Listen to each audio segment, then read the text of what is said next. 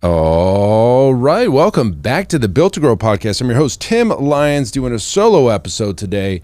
Randy's out sick, and Zach is closing deals in the other room. So you got me today, folks, and I know if you're listening to this, it is the week of the Growth Summit. It is a big deal, months and months in the making. Maybe you're traveling out right now, and you're headed to the airport. You're in your car, driving out, depending on where you live. And we are super excited to have you guys come out. We have an action-packed event for you. The speaker lineup is insane. We've got food, drinks, networking, happy hours, speaker roundtables. We got a workout in the morning, just a bunch of stuff for you. Kind of what. If you haven't got your ticket now, it's too late. I mean, you could try to get in at the door, but we'll probably won't have any seats left. So. We put this event together years ago as it was an invitation to the guys and girls in my network, the gym owners that were doing the best, and we wanted to get together. And it was almost like almost like a mastermind. Let's get together. What's working? What's not? Let's get some speakers and let's get some information flowing. And over the years, it's grown and kind of evolved into what it is today, which is a full-blown production of your speakers and everything that I just talked about. Super pumped to have everybody out, and really I want to talk to the gym owners, right? The gym owners that are coming out, the gym owners that are listening, maybe aren't coming out. I want to talk to you for a second because I don't know if everybody knows my full story, but I am a gym owner. First and foremost, that's where I start. I started in 2009 and grew the gym to a place where we're at today. 7 figures, operates without me systematically. It's got automation. It's got, you click a button. We got leads coming in. It's a very comfortable place to be as a gym owner because I'm not having to put out fires. We're turning dials and we're tweaking things and we're trying to get 1% better. Today we're getting what we call base hits, right? So, and a lot of you are in this position where you get your gym to a point that it's good. You might be almost comfortable at sometimes, and you kind of don't feel like, man, I don't want to work any harder. It's a good life, and it can be a good life. I know there's a lot of gym owners that are struggling today, but there's a whole nother group of you guys that are doing just fine. And when it comes to the pain, right, the pain of needing to take action, when things aren't so tough, you find that pain kind of goes away and you don't act as aggressively per se to grow your business. And I can see that.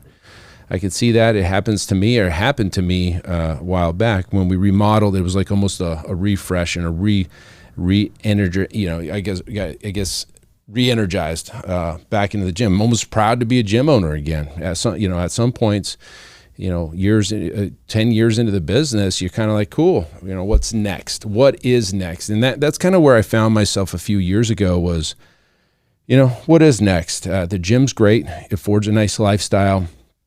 By no means is the gym going to make me a bazillionaire. It's a great opportunity. It's a great operation. It's doing its job, right? And you have to kind of understand, what is your business job for you, right? Is it to support your lifestyle?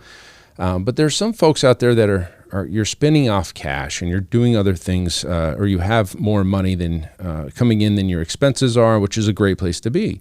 And I found myself in this position years ago, and I was like, what is next? And I looked around the industry and I looked around to find groups of guys and girls and gym owners that were playing at a higher level, and I didn't find it. It didn't exist.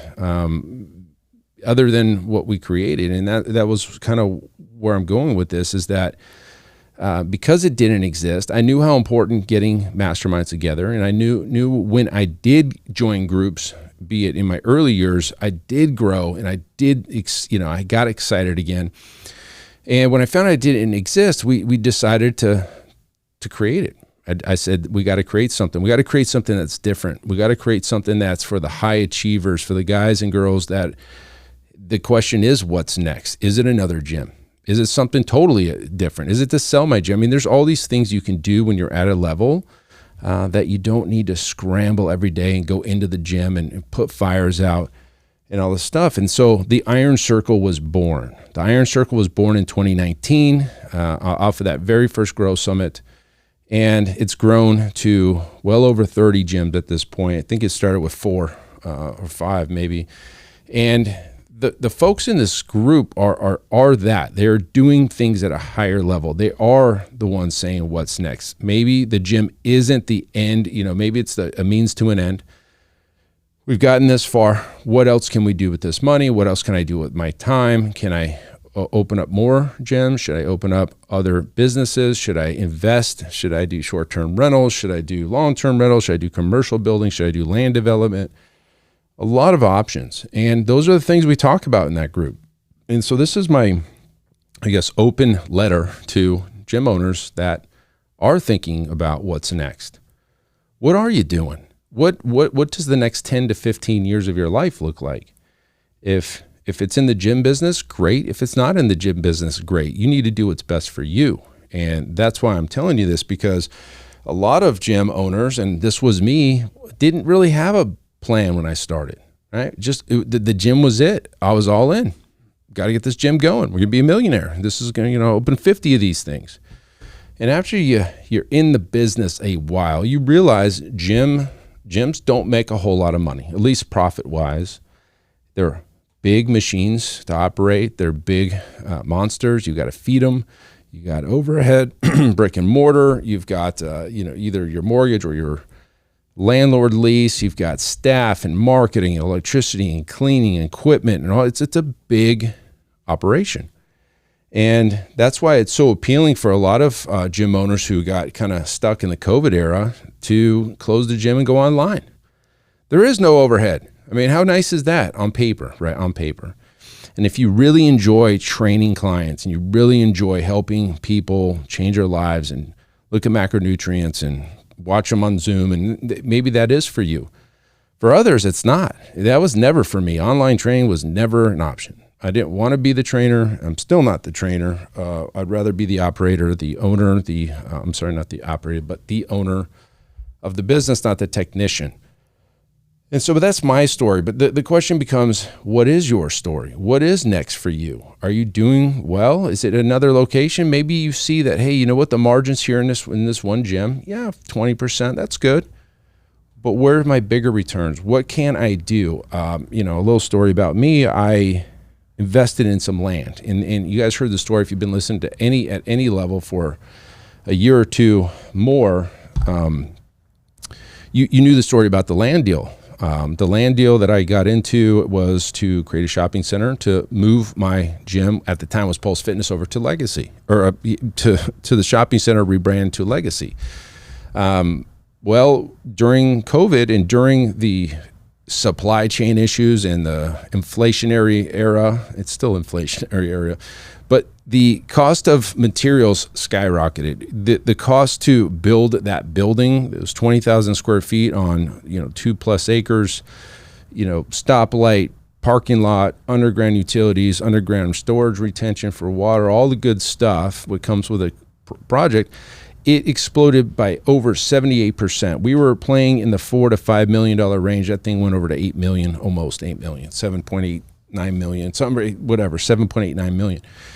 And I kind of got priced out. So I said, listen, I gotta get rid of this. I sold the whole project. We closed the deal earlier, actually in January, and we did really, really well. And what I realized really quickly was, wow, I took this shot, I took this risk in the land development, and in a matter of 18 months, maybe a little bit less, we did more in profit than I could do in 10 years in the gym, and I did it in 18 months.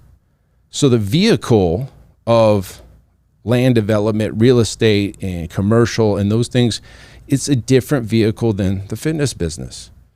And the fitness business is only going to spin off so much. There's other vehicles out there that can spin off a lot more. And so that's what got me interested in that. Again, into Airbnbs, and I'll tell the story at another time, but we're into 3 Airbnbs now from that land deal, and we're spinning off, and we're going to, when I say we, it's me, but me and the wife, right? So the family, I think I've talked about my daughter a little bit on the show, but it's the legacy for them.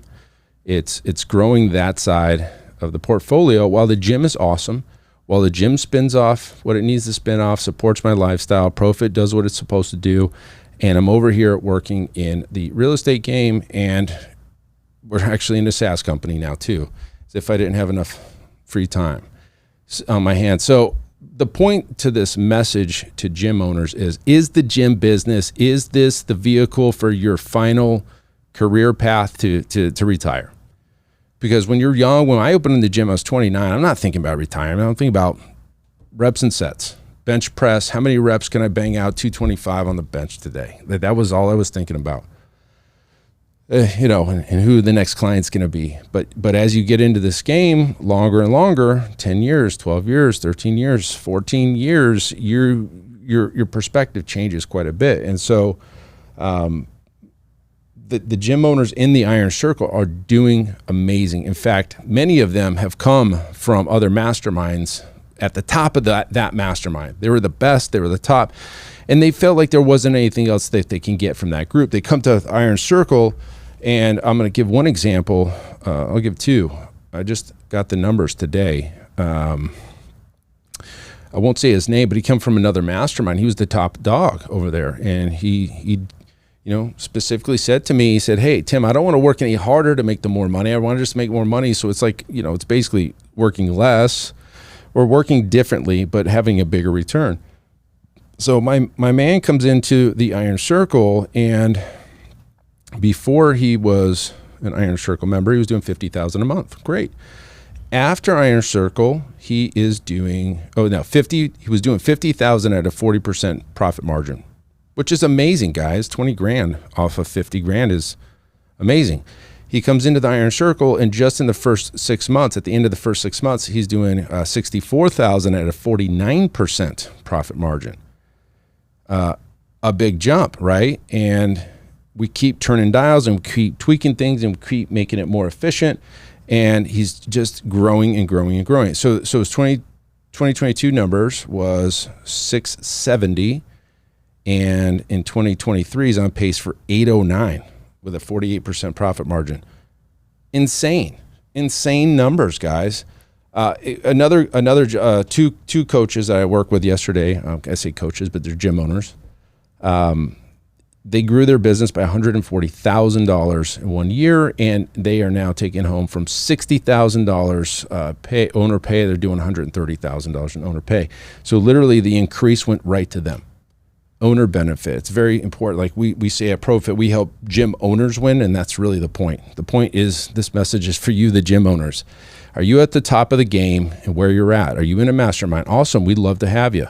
We'd love to have you and test you a little bit more, see if we can squeeze any more juice out of your operation. And once you do squeeze that more juice, what are you doing with it, right? What's the next step for you? What does that long-term retirement plan look like for you? If you were like me, there was no mastermind or group of gym owners, outside the box thinkers, doing big things that I wanted to be around. And they just didn't exist. So it's an open invitation, ironcircle.net. Okay, ironcircle.net. I'm going to talk a little bit about it at the Growth Summit. I want you to check it out. I'd love to have you, or at least have a discussion with you if this is a good fit for you. We're growing this Iron Circle to a point where we're probably have 40 members, and we're going to cut it off, and that's it. So just a quick solo show to talk to the gym owners out there that are thinking about what's next. If you're coming to the Growth Summit, love to shake your hand, meet you in person. Come find me. I'm going to be bouncing around like a maniac for the next couple days, but we're going to find time to network, and we're going to find time to slow down, have a couple drinks, and enjoy what we've created, guys and girls. Enjoy it. Pat yourself on the back. This is probably one of the hardest businesses out there. The things you have to know and the things you have to do as a gym owner are insane compared to other industries. And so, proud of you guys. I can't wait to see you at the Growth Summit. Come find me, and we will see you this weekend. Take care. Bye. All right. And thank you for listening to that episode of the Built to Grow podcast, where we help gym owners win. Now, do you want to connect with me and other gym owners online? All you need to do is join our private Facebook group, Business Talk with Fitness Professionals. Just head on over to Facebook and type in Business Talk with Fitness Professionals. And when you do, We're going to give you our 10 marketing strategies 7-figure gym owners use to win. I look forward to seeing you in the next episode. Until then, keep building something great.